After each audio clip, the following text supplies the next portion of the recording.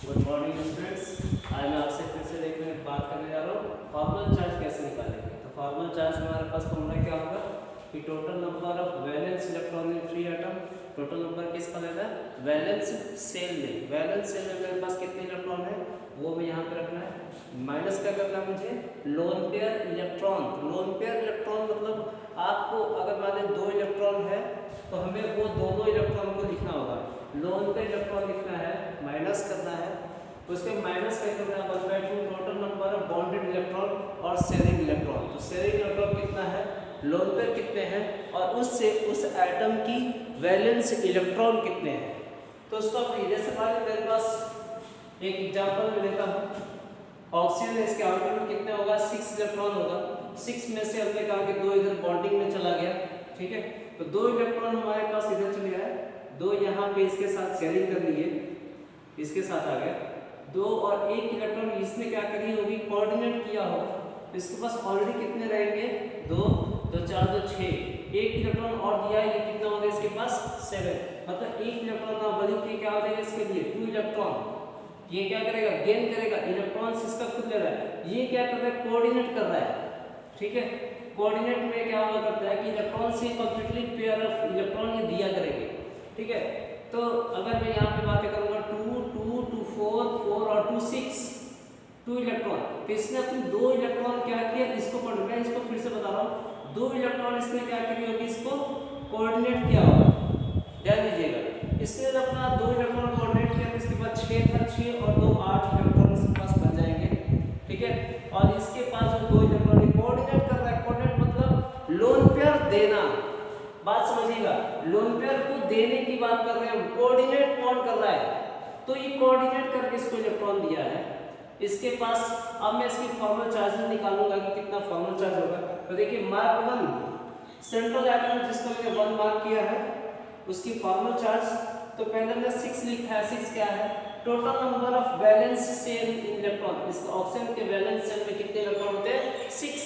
तो 6 लिखेंगे, माइनस करेंगे, क्या है मेरे पास? Total number of non bonded. और लोन पेयर कितना है मेरे अपने पास? 2 electron. Lone pair 2 minus bonded pair में कितना रहेगा? तो शेयर कितना किया है? तो शेयरिंग में बॉन्ड कितना बनाया है? 2 2 4 और 2 6। 2 इलेक्ट्रॉन इसको भी दिया रहता है, ठीक है। 6 तो कितने रहेगी? +1। तो इसकी चार्ज कितना आएगा? +1 आ जाएगा। फॉर्मल चार्ज में सेकंड की बात मैं कर रहा हूँ, तो सेकंड इलेक्ट्रॉन की आप कैसे निकालेंगे? तो सेकंड इलेक्ट्रॉन की आप वैलेंस शेल में देख पा रहे हैं, वैलेंस शेल में कितना होगा? 6 माइनस कितना होगा? 4 4 लोन पेयर मतलब 2 lone pair, that is the 4 electrons, 4 lone pair electron. तो 4 माइनस 1/2 1/2 तो कितना आ गया मेरे पास? 4 और 2 और 2 4। शेयरिंग इलेक्ट्रॉन्स की बात करो, शेयर तो इसका भी काउंट हो रहा है इसमें, क्योंकि बॉन्ड बन गया तो 4 इलेक्ट्रॉन इन द शेयर 0, मतलब इस पे कितना हो जाएगा चार्ज अपने पास? 0 हो जाएगा। तीसरे एटम की बात करो फॉर्मल चार्ज, तो वैलेंस इलेक्ट्रॉन कितने होंगे? 6 माइनस लोन पेयर कितने हैं? 2 2 4 5 1 6। 6 इलेक्ट्रॉन है, 6 इलेक्ट्रॉन इसके पास दिख रहे हैं। 6 lone pair, 6 lone pair electron minus 1/2 into 2 that is -1। ये O3 का स्ट्रक्चर था। फॉर्मल चार्ज निकालने के लिए आप बिल्कुल याद रखिए कि आपको क्या करना होगा? सबसे पहले उस एटम के वैलेंस शेल में कितना है, उसके बाद माइनस क्या करोगे आप? लोन पेयर इलेक्ट्रॉन को माइनस करोगे, उसके बाद आप क्या करोगे? -1/2 into total number of bonded pair और शेल इलेक्ट्रॉन्स। बात समझ में? मैं यहाँ पे एक और एग्जांपल लेता हूँ। एक और एग्जांपल, ये एग्जांपल 1 हो गई मेरे पास। एग्जांपल 2 जैसे हमने कहा NH4+ आया करता है, वो किस तरह से आया करता है, ठीक है। तो इसमें भी अगर हम देखना देख पाएंगे NH4 पे प्लस आ जाएगा, NH3 पे कैसा आएगा वो भी पहले इनिशियल दिखा दूं मैं। NH3, ठीक है, नाइट्रोजन के साथ देखिए लोन पे यहाँ से दे रखा है 5 इलेक्ट्रॉन इसके मैं दिखा रहा हूँ। 5 इलेक्ट्रॉन आउटर में होगा, नाइट्रोजन के 5 इलेक्ट्रॉन वैलेंस शेल एक हाइड्रोजन से करेगा, एक इधर हाइड्रोजन से और एक इधर हाइड्रोजन से, ये बॉन्ड बन गए इसके। देखो देख पा रहे हो आप, नाइट्रोजन के साथ हाइड्रोजन के मैंने बना रखा है। अब ये जो कोऑर्डिनेट करेगा, अगर मैं कहूँ NH3 में नाइट्रोजन की कितनी होगी फॉर्मल चार्ज कितनी आएगी? तो नाइट्रोजन के आउटर शेल में कितनी होगी वैलेंस शेल में? 5। तो क्या करोगे आप? फॉर्मल चार्ज निकालोगे तो कैसे करोगे? 5 माइनस, ठीक है, number of non bonded minus 1/2 into bonded कितना 2 2 4 2 6 हो जाएगा। अब बताइए मुझे कितनी होगी मेरे पास, ये कितनी आ गई 5 3 2 5, देखिए 2 और 3 माइनस 5, ये कितनी बनेगी मेरे पास फॉर्मल चार्ज मेरे पास क्या आ जाएगी 0। मतलब हम नाइट्रोजन की बातें कर रहे हैं तो फॉर्मल चार्ज अगर नाइट्रोजन की निकालेंगे तो इसकी कितनी आ जाएगी 0, क्योंकि इसके ऊपर क्या है लोन पेयर है और इसकी 0 का करता है। बिल्कुल आप ध्यान देंगे। मैं फिर से एक और NH4 प्लस की तरफ लेके जा रहा हूँ, वो आप भी देख लें। चलिए इसको आप नोट कर लिए होंगे। मैं एक और एग्जांपल आपको दिखाने जा रहा हूँ इसके ऊपर। जैसे मान लीजिए मेरे पास एक एग्जांपल है NH4 प्लस, तो मैं अगर इस तरह से बोलूँ आपको कि ये इसके एग्जांपल कैसे होगा, जैसे मान लीजिए नाइट्रोजन है 1 2 3 4 5, यहाँ हाइड्रोजन से ये बॉन्डेड हो गया, ये भी हाइड्रोजन से बॉन्डेड हो गया और इस तरह से ये भी हाइड्रोजन से बॉन्डेड हो गया।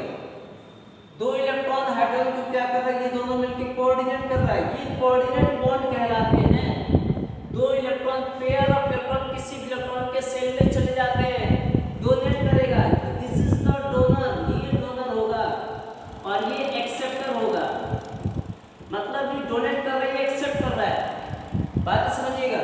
इसके सेल में दो इलेक्ट्रॉन चले गए, कोऑर्डिनेट हो गए, तो अगर मैं इसकी सेल इसका अगर निकालना चाहूंगा कि इसके पास चार्ज कितना, फॉर्मल चार्ज नाइट्रोजन पे कितना होगा, इसकी वैलेंस सेल में कितनी होगी 5 होगी। माइनस अगर मैं कहूँ लोन पेयर कितना है मेरे पास, तो लोन पेयर के फॉर्म में अगर ये देख पा रहे हो आप, लोन पेयर कितना हो रहा है, बॉन्डेड कितना हो रहा है 2 2 4 2 2 4 6 और 2 8 हो जाएंगे। और लोन पेयर कितने 2, देखिएगा। तो अगर मैं कैलकुलेट कर लूंगा यहाँ पे कि ये तो मेरे पास 5 बॉन्ड पेयर इलेक्ट्रॉन है और 5 अगर लोन पेयर में 2 हो गए, -3 का माइनस हमने क्या किया 2 किया, ठीक है। अब ये माइनस कितना आ जाएगा, देखिए 8 बन रहा है, हमने लोन पेयर भी काउंट करना है इसको, तो -2 -1/2 इंटू कितना हो जाएगा 2 2 4 2 6 और 2 8, ये मेरे पास आ जाएगा 4 2 6 मीन्स मेरे पास अगर मैं आपको ये कहूँ ये 5 - 6 दैट इज -1, तो अगर ये इलेक्ट्रॉन दे रहा है इसको, देखिए तो इसके ऊपर क्या होगा -1 आ जाएगा। नाइट्रोजन के ऊपर अगर मैं बातें करूंगा तो ये कितना आ जाएगा +1 में आएगा, ठीक है। लेकिन लोन पेयर तो कुछ है ही नहीं, बातें देखिएगा।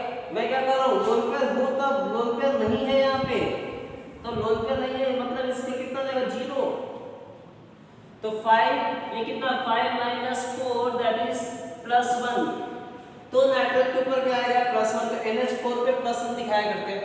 लोन पेयर फाइंड करने के बहुत आसान तरीके हैं, आप बिल्कुल ही ना घबराएं। लोन पेयर आप इस फॉर्मूले को बिल्कुल याद रखेंगे और आपका बन जाएगा, बिल्कुल आप ध्यान देंगे इस फॉर्मूले, आपको फॉर्मल चार्ज निकालना बहुत आसान हो जाएगा।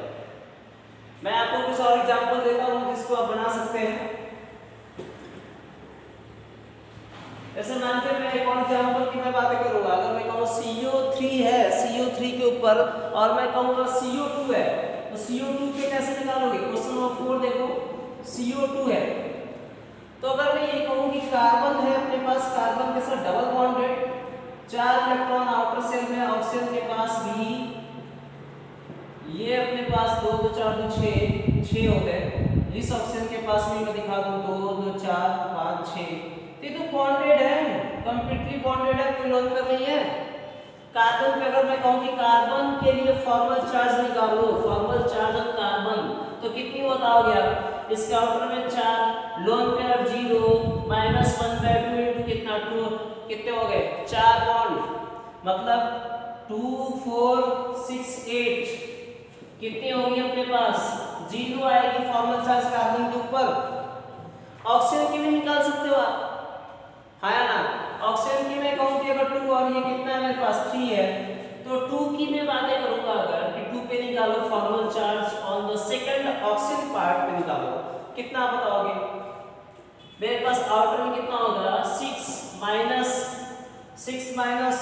4 माइनस, ठीक है भाई, शेयर कितना 2 2 4 1/2 इंटू 4 दैट इज 2, कितना होगा 6 - 6 से भी 0 आ जाएगा क्योंकि कोई चार्ज ही नहीं है। सेम टू सेम थर्ड पे भी 0 आएगा, बिल्कुल आप आसानी से निकाल सकते हो और कोई प्रॉब्लम नहीं होगा आपको फॉर्मल चार्ज फाइंड करने में। बिल्कुल आप आसानी से निकाल सकते हैं, इस चीज को आप देख लें ध्यान से। चलिए मैं यहाँ से कुछ एग्जाम्पल देता हूँ आपको।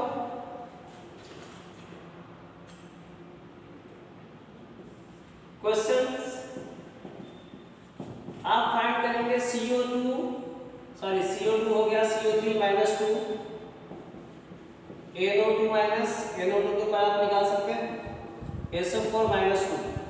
ठीक है, आपने इस बस तीन का आप formal charge find formal charge of the following elements, आप इनकी फाइंड कर सकते हैं। ठीक है, मैं आपसे बातें कर जा रहा हूँ रेजोनेटिंग स्ट्रक्चर। रेजोनेटिंग स्ट्रक्चर कैसे बनता है वो भी मैं आपको दिखाता हूँ। ये बातें होगी फॉर्मल चार्ज हम कैसे फाइंड करेंगे। अब मैं बातें करने जा रहा हूँ आपसे फॉर्मल चार्ज हो गया। फॉर्मल चार्ज के बाद मैं दूसरा टॉपिक ले रहा हूँ रेजोनेटिंग स्ट्रक्चर। एक और टॉपिक है रेजोनेंस स्ट्रक्चर। बिल्कुल देखिए ध्यान से, रेजोनेंस स्ट्रक्चर क्या कहता है। जैसे मान लीजिए मैं आपको एक एग्जांपल, रेजोनेटिंग स्ट्रक्चर मतलब ये होगा कि द पाई इलेक्ट्रॉन और pi bond shifting to one atom to another atom.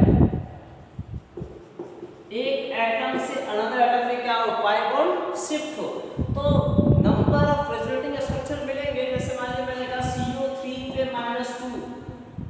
अब कार्बन के साथ हमने ऑक्सीजन लगा रखा है।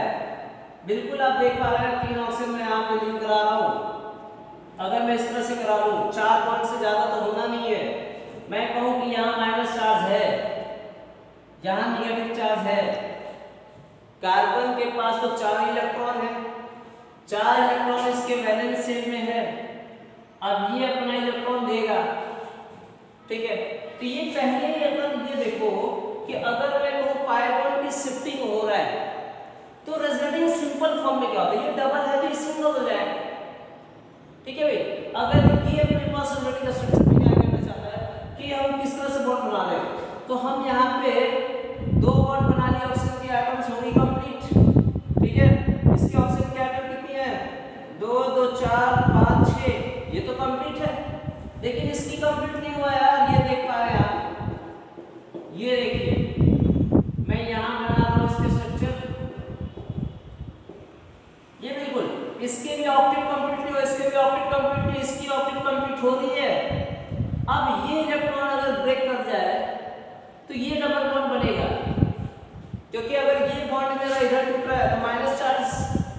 मैं ऑर्गेनिक केमिस्ट्री पे नहीं लेके आ रहा हूँ आपको, मैं सिर्फ इस पे दिखा रहा हूँ। अगर ये डबल बनेगा तो ये क्या बनेगा, 3 स्ट्रक्चर बनेंगे इसके।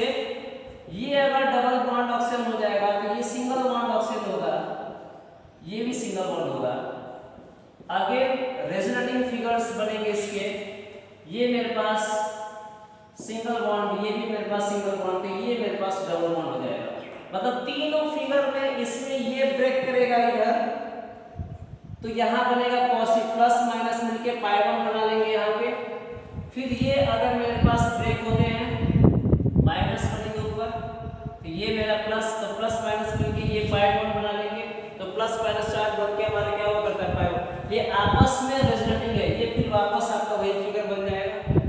आगे अगर मैं इसको ब्रेक करूंगा तो वही बनेगा। ठीक है, तो हाँ मैंने रेजोनेटिंग स्ट्रक्चर आप ये भी मैं बिल्कुल ही आसान है।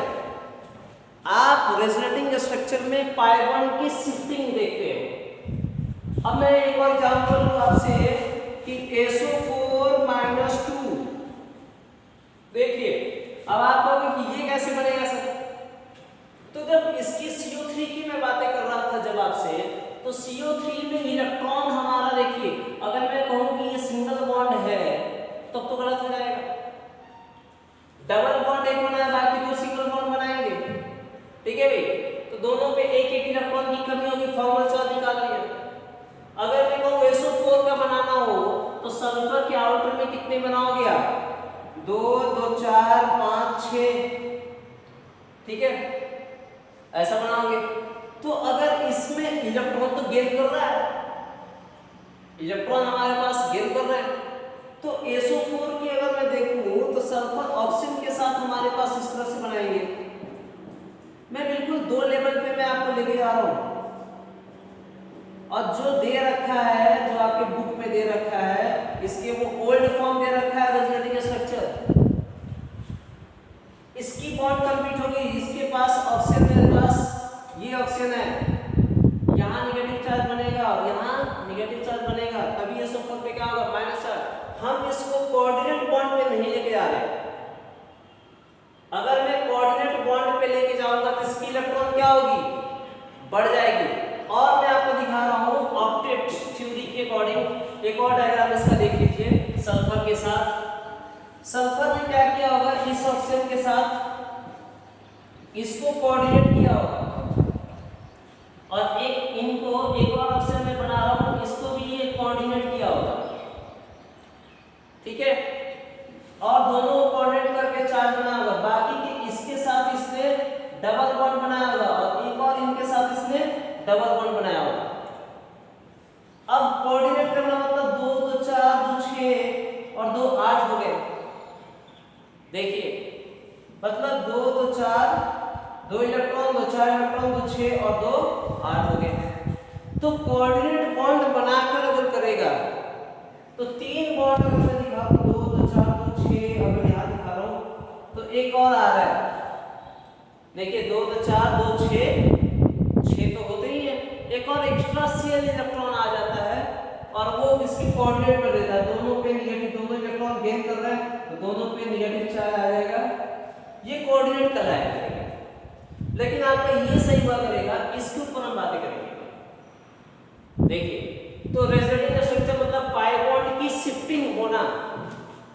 मैं इस चीज को फिर से बता रहा हूं, कोऑर्डिनेट करके आप नहीं देखेंगे, आप इस तरह से करके देखेंगे, ठीक है। और भी मैं आपको डिस्कस करता हूं इसके ऊपर।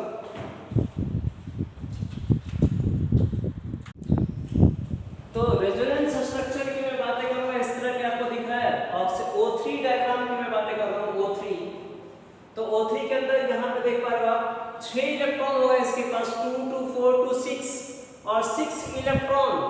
इसने जो बॉन्ड किया है, बॉन्ड करने के बाद इसने मतलब यहां पे देख पा रहे हो 2 2 4 2 6, तो 6 इलेक्ट्रॉन, एक इलेक्ट्रॉन इसी का वो जा रहा है भाई, ठीक है, इसी के एक इलेक्ट्रॉन से इसने बॉन्डिंग किया। और जो इलेक्ट्रॉन की बॉन्डिंग हो रही है बेटा, आप देखो 2 इलेक्ट्रॉन तो इसके पास हो गए, 2 2 4 2 6 इसकी कंप्लीट हो गया ऑक्टेट, 2 और 2 4 और 2 6। तो इसने क्या किया होगा कि इसके पास 2 इलेक्ट्रॉन रखा होगा और इसने 2 इलेक्ट्रॉन इसको क्या किया होगा, कोऑर्डिनेट किया होगा। इसने 2 इलेक्ट्रॉन कोऑर्डिनेट करके इसकी ऑक्टेट होगी कंप्लीट। इसने कोऑर्डिनेट करना है, कोऑर्डिनेट करना है इसको। मैं बता 2 2 2 4 2 6 और 2 इलेक्ट्रॉन इस चीज का ये क्या किया होगा, कोऑर्डिनेट किया होगा। मैं फिर से बोल रहा हूँ, कोऑर्डिनेट बॉन्ड करना अलग चीज है और इलेक्ट्रॉन एक एक देना अलग चीज है। तो कोऑर्डिनेट करके इससे क्या किया होगा, इस तरह से बनाया होगा। कोऑर्डिनेट बॉन्ड हम दिखाएंगे, आप इसको देख पा रहे हो, एक कंप्लीट बॉन्ड से दिखा रहे हो, पार्शियल बॉन्ड, मतलब कंप्लीट और पार्शियल दो तरह की बॉन्ड इससे बना रखा है। ये काफी पुरानी थ्योरी है, ये काफी पुरानी थ्योरी है रेजोनेंस स्ट्रक्चर का, किस तरह से दिखाया करते हैं हम। अब नए थ्योरी में इस तरह से कुछ भी नहीं है, न्यू थ्योरी बिल्कुल अलग है, लेकिन ये पुरानी थ्योरी आपकी किताब के अकॉर्डिंग आपको इस तरह से दे रखा है, ठीक है। तो इस तरह से आप याद रखेंगे, इसको आप बना लेंगे और एग्जांपल इसके ऊपर बनाएंगे, SO4 - 2 का बनाएंगे आप, ठीक है। तो अलग अलग डायग्राम है इसके, आप दिखा सकते हो। पहला दूसरा डायग्राम दिखा सकते हो CO3 - 2 का, तीसरा डायग्राम दिखा सकते हो CO2 का। तो ये अलग अलग आप एग्जांपल बनाएंगे। अब मैं आपसे बात करूं पोलैरिटी ऑफ बॉन्ड्स क्या है। चलिए रेजोनेंस स्ट्रक्चर उम्मीद है आपको समझ में आ गया होगा। अब मैं आपसे बात करने जा रहा हूं इसमें पोलैरिटी ऑफ बॉन्ड्स।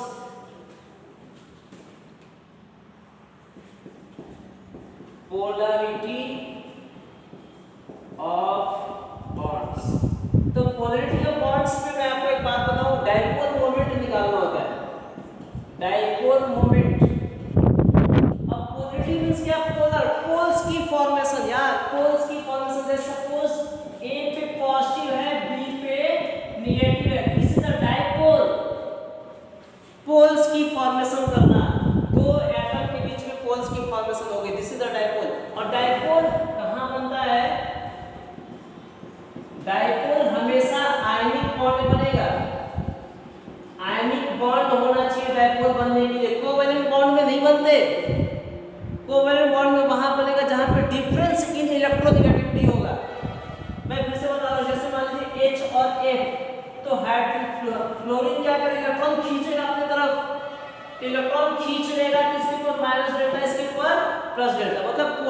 चार्ज बनेगी, डिफरेंस इलेक्ट्रॉन होगा तब बनेगा, डिफरेंट इलेक्ट्रॉन होना चाहिए तभी पोलैरिटी के बॉन्ड्स फॉर्म होंगे, नहीं तो नहीं होंगे। इस तरह की बात डायपोल मोमेंट की formula mu equal to charge, और मैं बता रहा हूं यहाँ पे चार्ज की बातें कर रहा हूं, चार्ज इनटू डिस्टेंस, और चार्ज इनटू आपको डायपोल मोमेंट निकालना है तो आप यहाँ पे देख पाएंगे लैम्डा से मैं डिनोट करूंगा चार्ज को, चार्ज इनटू डिस्टेंस, मतलब dipole moment is equal to formula होगा चार्ज इनटू डिस्टेंस। तो चार्ज हो सकता है कुछ भी हो, चार्ज हमारे पास एक इस तरह से डायपोल पोल्स की फॉर्मेशन, पोलर वही होगा जो आयनिक बॉन्ड होगा, मैं फिर से बता रहा हूं, पोलर वही होगा जो आयनिक होगा, और आयनिक के ही हमारे पास डायपोल बना करते हैं। याद है पहला पॉइंट। दूसरा पॉइंट, डिफरेंस इन इलेक्ट्रोनेगेटिविटी जिसका होगा, difference in electronegativity makes dipole moment, तभी उस चीज का डायपोल मोमेंट बनेंगे। तो पोलैरिटी के बॉन्ड बिल्कुल आसान है, डायपोल बनना बिल्कुल आसान है। कुछ एक्सेप्शन केस है जो भी मैं आपको बता दूंगा कि नेक्स्ट क्लास में और आगे पढ़ना, मुझे अभी बेसिकली बस ये जानना है डायपोल मोमेंट होते कैसा है। बॉन्ड लेंथ क्या होता है, तो distance between the two atoms is called bond length.